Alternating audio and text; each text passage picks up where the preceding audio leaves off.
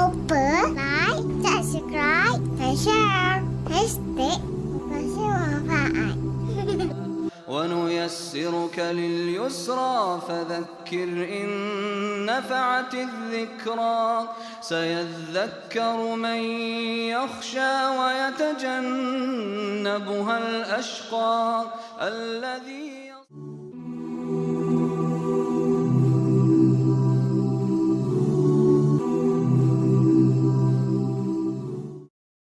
Hadis riwayat Abu Daud nombor 1017.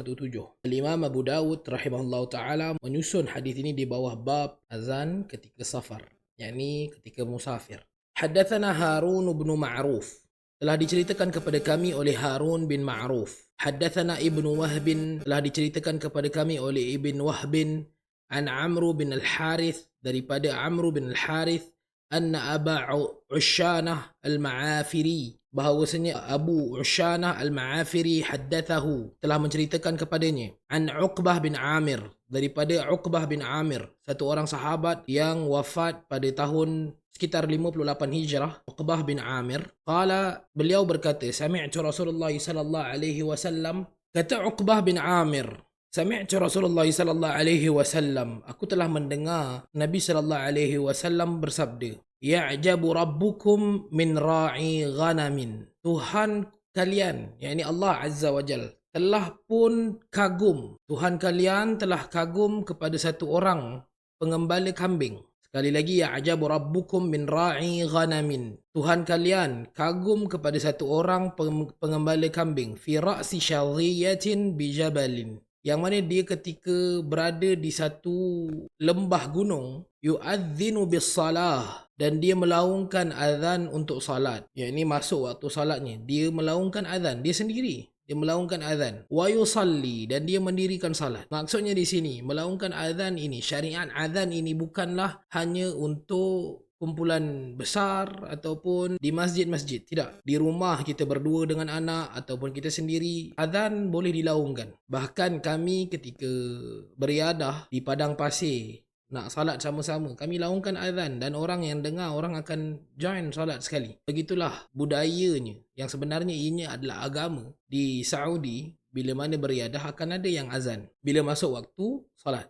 Kata Nabi SAW, Tuhan kalian kagum dengan orang ini, iaitu satu orang yang mengembala kambing di satu lembah gunung, dan dia melaungkan azan dan dia salat. Fayaqulullahu azza wa jal, dan Allah subhanahu wa ta'ala berfirman, dan ini adalah hadis qudsi. Tuan-tuan mungkin pernah dengar, hadis qudsi adalah perkataan Allah subhanahu wa ta'ala, adalah perkataan Allah subhanahu wa ta'ala yang berupa hadis tapi bukan ayat Al-Quran. Tidak boleh dibacakan hadis qudsi ini dalam salat, dan pahala membacakan hadis qudsi tidak sama seperti mana pahala membacakan ayat-ayat daripada Al-Quran. Fayaqulullahu azza wa jal, maka Allah subhanahu wa ta'ala berfirman, unzuru ila abdi hadha, lihatlah kalian kepada hamba-Ku ini, yu'adzinu wa yuqimus salata yakhafu minni, dia melaungkan azan dan kemudian dia salat kerana dia takutkan aku. Yakni there is no other reason untuk kita salat melainkan kerana takutkan Allah subhanahu wa ta'ala.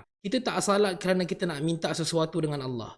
Kita tak salat kerana kita nak menunjuk-nunjuk dengan manusia betapa paling solatnya kita. Tapi kita salat kerana takutkan Allah subhanahu wa ta'ala. Takutkan kemurkaan Allah azza wa jal pada hari kiamat kelak. Ya khafu minni, dia itu takutkan aku, kata Allah subhanahu wa ta'ala. Qad ghafartu li abdi, sesungguhnya aku telah ampunkan semua yang ada pada hamba-Ku, yakni dosanya. Wa adkhaltul jannah, wa adkhaltuhul jannah, dan aku masukkan dia ke dalam syurga. See, it is very simple dan kita boleh bahasakan sebagai ringan sebenarnya.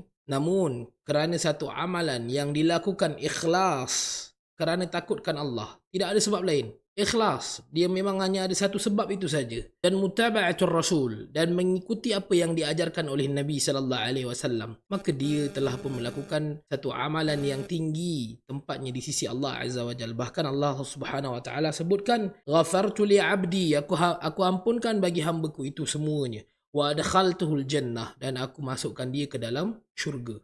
Maka tuan-tuan dan puan azakumullah, daripada hadis ini kita dapat belajar bahawa besar atau kecilnya amalan itu ianya perlukan kepada dua perkara, iaitu ikhlas. Ikhlas kerana Allah Subhanahu wa taala, dan yang kedua ianya mutaba'atul Rasul, menepati apa yang diajarkan oleh baginda Nabi sallallahu alaihi wasallam. Abu'u laka bi ni'matika alayya wa abu'u